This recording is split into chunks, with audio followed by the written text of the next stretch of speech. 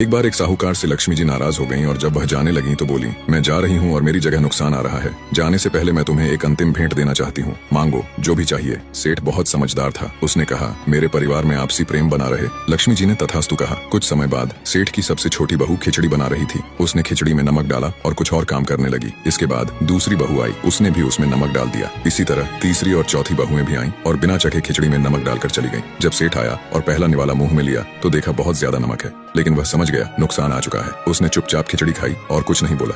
इसके बाद बड़ा बेटा आया, निवाला मुंह में लिया और पूछा, पिताजी ने खाना खा लिया? क्या कहा उन्होंने? सभी ने उत्तर दिया, हाँ खा लिया। कुछ नहीं बोले। अब लड़के ने सोचा, जब पिताजी ही कुछ नहीं बोले तो मैं भी चुपचाप खा लेता हूँ। इस प्रकार घर के अन्य सदस्य एक एक करके पहले वालों के बारे में पूछते और चुपचाप खाना खाकर चले गए। रात को नुकसान सेठ के सामने हाथ जोड़कर कहने लगा, मैं जा रहा हूँ। सेठ ने पूछा, क्यों? तो नुकसान ने कहा, 1 किलो नमक तो खा गए, फिर भी झगड़ा नहीं हुआ। मेरा यहाँ कोई काम नहीं। जिस घर में आपसी प्रेम हो वहाँ सदा सुख शांति होती है।